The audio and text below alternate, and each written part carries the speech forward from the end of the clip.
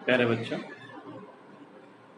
पिछली वीडियो में आपने फर्टिलाइजेशन आवृतबीजी पुष्पों में निषेचन कैसे होता है इसके बारे में अध्ययन किया था। इस वीडियो में हम निषेचन के पश्चात होने वाली परिघटनाओं संरचनाओं में जो परिवर्तन आता है उसके बारे में अध्ययन करेंगे। आइए देखते हैं निषेचन पश्चात होने वाली संरचनाओं और घटनाओं का विस्तृत अध्ययन। पोस्ट फर्टिलाइजेशन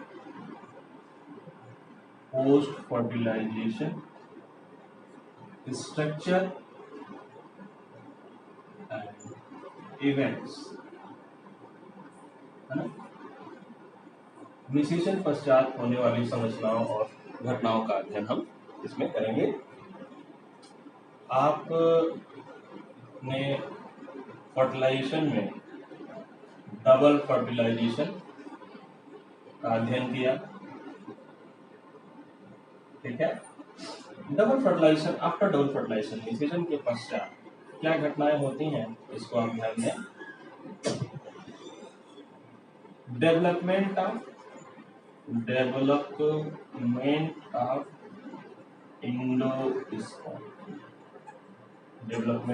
एंडोस्पर्म, भ्रूण कोश, ठीक है।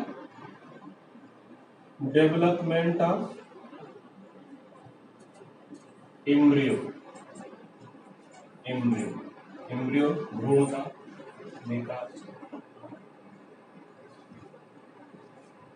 मैच्योरेशन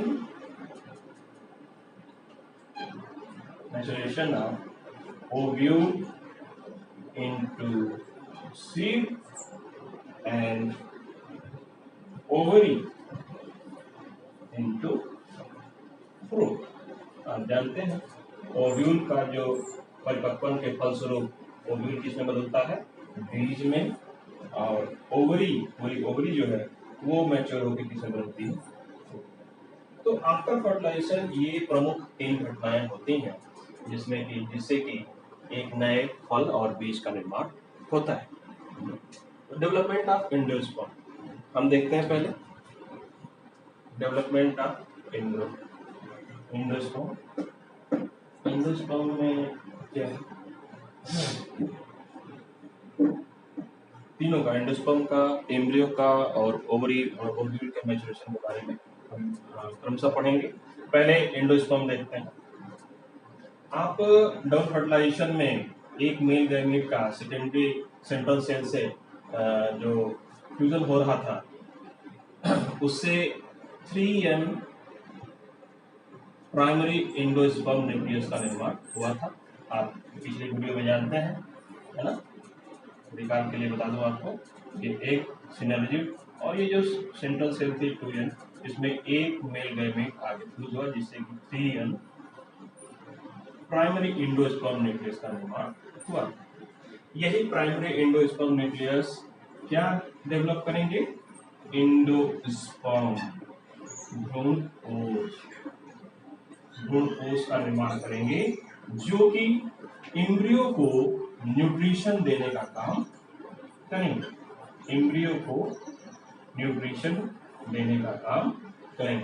एम्ब्रियो अपना न्यूट्रिशन कैसे प्राप्त करेगा, वो कोटिलिडन के माध्यम से अपने न्यूट्रिशन को प्राप्त करेगा, ठीक है। तो आफ्टर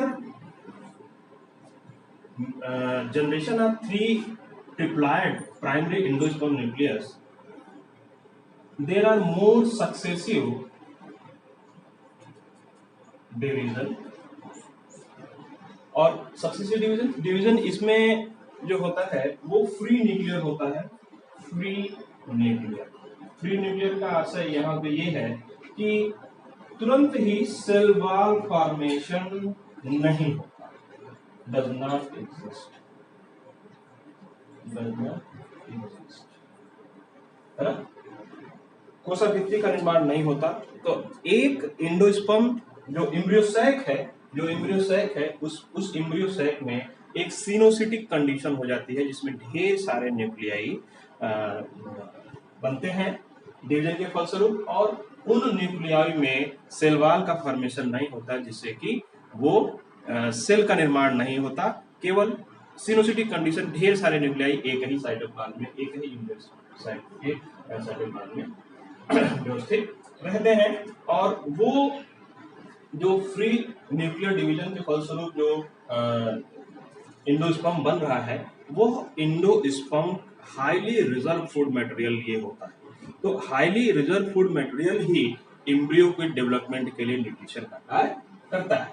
तो आप ध्यान देंगे कि प्राइमरी एंडोस्पर्म न्यूक्लियस में सक्सेसिव माइटोटिक डिवीजन हो रहा है, जिसे फ्री न्यूक्लियर डिवीजन भी हम कह रहे हैं।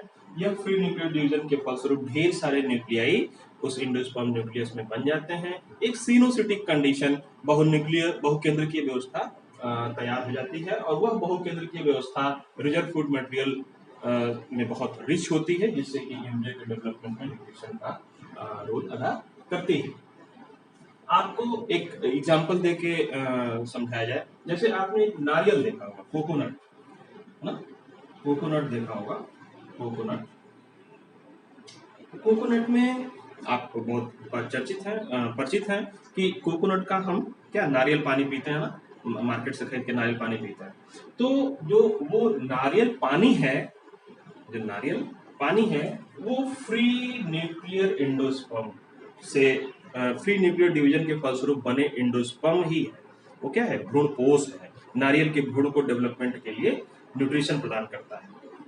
तो वो लिपिड मटेरियल जो नारियल में पाया जा रहा है, वो क्या है? एक एंडोस्पर्म है। जब वो नारियल थोड़ा थोड़ा मैच्योर हो जाता है, पकने की स्थिति में आ जाता है, तो आप उसके अंदर सफेद मोटी परत भी देखते हैं, जिसे हम गरी कहते हैं। नारियल, कच्चा नारियल हम खाते हैं तो पानी उसका खत्म हो गया रहता है, और वो गरी जो सफेद मोटी परत के अंदरूनी भाग में जमी रहती है, उसको हम खाते हैं। तो फ्री न्यूक्लियर डिवीजन जब हुआ था, तो उस समय सेल वॉल का फॉर्मेशन नहीं हुआ था, वो लिक्विड फॉर्म में था, और फ्री न्यूक्लियर डिवीजन के फलस्वरूप एंडोस्पर्म बना था। बाद में कुछ समय बाद फिर सेल वॉल का निर्माण वहां हो रहा है, और वो सेल वॉल का निर्माण ही सेलुलर एंडोस्पर्म के रूप में विकसित होता है। जैसे आप नारियल में गरी देख रहे हैं, तो व्हाइट वाला जो पोर्शन है, जिसे हम गरी कच्चा नारियल खाते हैं, वो सेलुलर एंडोस्पर्म है। अर्थात उस प्राइमरी एंडोस्पर्म न्यूक्लियस में जब सक्सेसिव डिवीजन हुए थे, तो डिवीजन के बाद कुछ समय बाद उसमें अब सेल वॉल का भी निर्माण हो गया। तो सेल वॉल का निर्माण होने से वह सेलुलर एंडोस्पर्म का रूप ले लिया, और फिर वह एम्ब्रियो डेवलपमेंट के रूप में काम करता। तो इस तरह से एंडोस्पर्म के बारे में आपने जाना कि एंडोस्पर्म क्या है? फ्री न्यूक्लियर एंडोस्पर्म और सेलुलर एंडोस्पर्म। फ्री न्यूक्लियर में सेल वॉल का फॉर्मेशन नहीं हो रहा है, और आफ्टर समटाइम्स उन न्यूक्लियर जो फ्री न्यूक्लियर डिवीजन थे, उसमें सेल वॉल का भी निर्माण हो गया, और वो सेलुलर एंडोस्पर्म का रूप ले गया। आप इसमें ध्यान देंगे ये कैसे है, 3N है, ट्रिप्लॉइड है, इस बात को आप ध्यान में रखें। ठीक है, तो इस तरह से डेवलपमेंट ऑफ एंडोस्पर्म, आप इसको बहुत आसान से टॉपिक है, इसको आप अपने नोटबुक में लिख लेंगे। ठीक है, अब डेवलपमेंट ऑफ एंडोस्पर्म के बाद हम डेवलपमेंट ऑफ एम्ब्रियो का अध्ययन करेंगे। डेवलपमेंट ऑफ एम्ब्रियो को हम एक टर्म देते हैं, जिसको कहते हैं एम्ब्रियोजेनी। क्या कहते हैं? Embryogeny. Development of embryo known as embryogeny. आप जानते हैं कि एग जो मेल गैमेट द्वारा फर्टिलाइज हुआ है, अब वह जाइगोट का रूप ले लिया है। जाइगोट डिवीजन अपना शुरू करता है जब प्राइमरी एंडोस्पर्म न्यूक्लियस द्वारा कुछ हद तक एंडोस्पर्म का निर्माण हो गया रहा होता है, क्योंकि उसे डेवलपमेंट के लिए क्या चाहिए? न्यूट्रिशन चाहिए। तो पहले प्राइमरी एंडोस्पर्म न्यूक्लियस एंडोस्पर्म में बदलता है कुछ हद तक, तब उसके बाद जाइगोट में डिवीजन शुरू होता है। तो जो आपका ये जाइगोट है, इस जाइगोट में धीरे धीरे अब कौन से डिवीजन होंगे आप जानते हैं। दैहिक कोशिकाओं में सूत्री विभाजन होता है, ये जाइगोट फ्यूजन है, ये भी आपको पता है कि ये डिप्लॉइड हो चुका है। तो अब इसमें सूत्री विभाजन के फलस्वरूप कोशिकाओं का निर्माण होगा, और फिर उन कोशिकाओं से जाइगोट एम्ब्रियो में, कोशिकाओं के विभाजन से जाइगोट एम्ब्रियो में बदलेगा। तो पहले जाइगोट में एक सिंपल डिवीजन जिसमें कि आप जानते हैं विभाजन होगा, 2 कोशिकाएं बनेंगी, 1 से 2। और ये डेवलपमेंट होते होते होते होते कुछ नेक्स्ट देखिए कुछ इस तरह की स्ट्रक्चर कोशिकाओं के समूह का एक संरचना दिखाई देती है। और इस स्ट्रक्चर को हम क्या नाम देते हैं? Globular embryo. क्या नाम देते हैं? ग्लोबुलर एम्ब्रियो, है ना। एक सेल ये और ये सेल धीरे धीरे नीचे की तरफ क्या हुई? डिवाइड होते हुए एक ग्लोबुलर एम्ब्रियो का शेप धारण कर ली। फिर पुनः डेवलपमेंट हो रहा है, डिवीजन चल रहा है, और डिवीजन के फलस्वरूप आप देखेंगे जो ये ग्लोबुलर पोर्शन है वह ग्लोबुलर पोर्शन एक हार्ट शेप्ड स्ट्रक्चर में परिवर्तित हो जा रहा है। तो हार्ट शेप्ड स्ट्रक्चर ऐसे हो रहा है कि इनमें कोशिकाओं का डिवीजन हो रहा है और मार्कोजेनेसिस के अंतर्गत ये जो ग्लोबुलर एम्ब्रियो है वो हार्ट शेप्ड एम्ब्रियो का रूप ले लिया। ये हार्ट शेप्ड एम्ब्रियो हम डाइकाट की बात कर रहे हैं। किसकी बात कर रहे हैं? डाइकाट, द्विबीजपत्री पौधों की बात कर रहे हैं। द्विबीजपत्री पौधे जानते हैं, अब वे पौधे जिनमें बीजपत्र 2 होता है ना, द्विबीजपत्र होता है। तो यही हार्ट शेप्ड एम्ब्रियो ही आप देखिए एक नेक्स्ट डायग्राम में आप देखेंगे जो डाइकाट एम्ब्रियो का एक डेवलपमेंटल एम्ब्रियो दिखाया गया है। तो इसमें आप देखिए कि ये जो 2 संरचनाएं थी दिख रही थी वो किसका रूप ले ली? कॉटिलिडन का। ये आपकी एम्ब्रियोनल एक्सिस हो गई। क्या हो गई? Embryonal axis.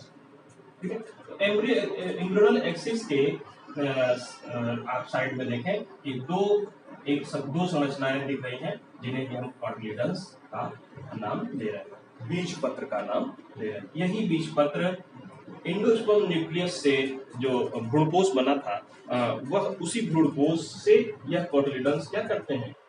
एम्ब्रियोनल एक्सिस, पूरे एम्ब्रियो को न्यूट्रिशन देने का काम करते हैं।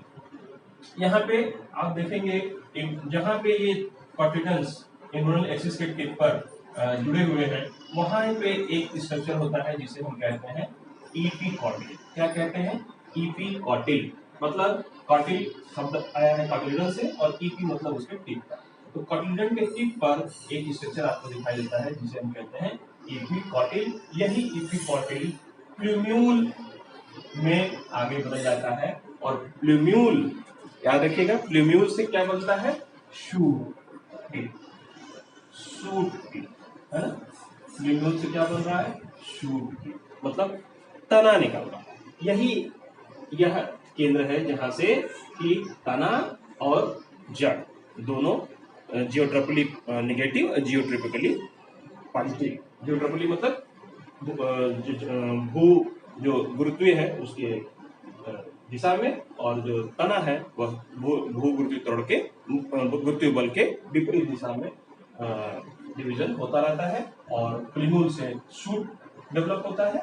और ये जो प्लूम्यूल एक्सिस है यह देखेंगे कि यह बीच में एक सिलिंड्रिकल कोशिकाओं का समूह है जिसे हाइपोकॉटिल, और यही हाइपोकॉटिल नीचे जाकर रेडिकल में बदल जाता है। रेडिकल क्या है? रेडिकल से हमें क्या मिल रहा है? रूट। क्या मिल रहा है? रूट। तो इस तरह से शीड में इन 2 बीज पत्रों की सहायता से प्लूम्यूल और रेडिकल हाइपोकॉटिल के जो कोशिकाओं का समूह है इन सबको न्यूट्रिशन प्रदान करते हुए प्लूम्यूल शूट को, तने को जन्म देता है, तने की वृद्धि करता है, और रेडिकल जो है वो रूट को जर्मिनेट कराता है, रूट की वृद्धि करता है। तो और ये यहाँ पे आप देखेंगे रूट कैप आप जानते हैं, रूट कैप जो है रूट को पृथ्वी के अंदर, जमीन के अंदर क्या होता है? उसको वृद्धि करने में सहायता प्रदान करता है, उनकी क्षमता प्रदान करता है जिससे कि रूट रेडिकल अपने रूट को डेवलप कर सके। तो इस तरह से ये डाइकाट द्विबीजपत्री भ्रूण में आपको 2 बीजपत्र दिखाई दे रहे हैं और 2 बीजपत्र के टिप पर आप एपिकॉटिल, हाइपोकॉटिल और रेडिकल, जो कि प्लूम्यूल और रेडिकल, प्लूम्यूल से शूट और रेडिकल से। तो इस तरह से द्विबीजपत्री पौधों में आप डेवलपमेंट देखेंगे। द्विबीजपत्री पौधे आप जानते हैं जिनमें 2 बीजपत्र होते हैं। ऐसे पौधे जिनमें मोनोकाट, जिसे हम एक बीजपत्री पौधे कहते हैं, वो उनमें डेवलपमेंट थोड़ा सा हल्का डिफरेंट होता है। इसमें आप देखें मोनोकाट का एम्ब्रियो का डेवलपमेंट यहाँ पे दिखाया गया है, आप बुक में भी उसको आसानी से देख सकते हैं। यहाँ देखें जो मोनोकाट का जो कॉटिलेडन है वो केवल सिंगल है, एकल है, इसे हम कहते हैं सुटेलम। क्या कहते हैं? सुटेलम, है ना। याद रखिएगा, सुटेलम कोई अलग चीज नहीं है। एक बीजपत्री पौधों में निर्मित हुए कॉटिलेडन को ही हम क्या कह रहे हैं? सुटेलम कह रहे हैं। क्या कहते हैं? ये लेटरल में होता है, पार्श्व में होता है, साइड में ही होता है, तो इसलिए इसे सुटेलम नाम दिया गया है, कॉटिलेडन भी कहते हैं। इसमें जो इपीकॉटिल है, जो जैसा कि आपने डाइकाट में इपीकॉटिल देखा था, वो इपीकॉटिल इस सुटेलम के पार्श्व में विकसित रहता है, और यही एपिकॉटिल मोनोकाट में लीफ प्राइमोर्डिया, मतलब एक ऐसी संरचना जिससे कि लीफ बने, प्राइमोर्डिया मतलब पत्ती का बिल्कुल जर्मिनेटिंग हिस्सा। तो इपीकॉटिल हैविंग लीफ प्राइमोर्डिया, इसको हम कहते हैं कोलियोटाइल। क्या कहते हैं? क्या नाम देते हैं? कोलियोटाइल। तो कोलियोटाइल कुछ अलग चीज नहीं है, बल्कि वो एक इपीकॉटिल ही है जिसमें लीफ प्राइमोर्डिया भी डेवलप हो रही है। ठीक है, नीचे की तरफ आप देखेंगे, जैसे डाइकाट में था रेडिकल और रूट टिप। रेडिकल रूट को जन्म देता है, आपको पहले बता चुका है। यह रेडिकल और रूट टिप एक अनडिफरेंशिएटेड शीथ के द्वारा घिरा होता है। अनडिफरेंशिएटेड शीथ, शीथ मतलब कवर के द्वारा घिरा होता है, और इस कवर को ही हम कहते हैं कोलियोराइजा। क्या कहते हैं? कोलियोराइजा। तो कोलियोराइजा, कोलियोटाइल और सुटेलम, ये मोनोकाट में संरचना में थोड़े थोड़े अंतर होने के कारण उनके नाम अलग अलग दिए गए हैं। तो आप ध्यान देंगे, सुटेलम मतलब कॉटिलेडन, कॉटिलेडन जो है न्यूट्रिशन प्रदान करने का काम कर रहा है। कोलियोटाइल जो इपीकॉटिल लीफ प्राइमोर्डिया लिए हुए है, जिससे कि शूट तने का डेवलपमेंट होगा, और रेडिकल जो एक अनडिफरेंशिएटेड सीड के द्वारा घिरा हुआ है, जिसे हम कोलियोराइजा कह रहे हैं, यह रूट को जर्मिनेट कराएगा। तो इस तरह से डाइकाट और मोनोकाट। ठीक है, डाइकाट आप जितने भी मैक्सिमम फल सब्जियां सब देख रहे हैं वो सब डाइकाट है। मोनोकाट में अनाज, गेहूं, चावल आप बखूबी जानते हैं, उनमें ये बीजपत्र एक ही होता है, इस वजह से हम एक बीजपत्री पौधों के अंतर्गत रखते हैं। ठीक है, तो इस तरह से आपने देखा कि प्राइमरी एंडोस्पर्म न्यूक्लियस से एंडोस्पर्म का निर्माण कैसे हो रहा है, और डाइकाट और मोनोकाट में ग्लोबुलर और हार्ट शेप्ड एम्ब्रियो होते हुए कैसे एम्ब्रियो का डेवलपमेंट हो रहा है। आप ध्यान देंगे, मोनोकाट या डाइकाट पौधा जो भी है, उसमें स्टार्टिंग में जो डेवलपमेंट हो रहा है एम्ब्रियो का, वो लगभग समान होता है, उसमें कोई बहुत ज्यादा अंतर नहीं। ठीक है, तो इस तरह से आप इसको बुक से देखिए और समझने का प्रयास करेंगे वीडियो की सहायता से, और नोट्स बनाते हैं। Thank you.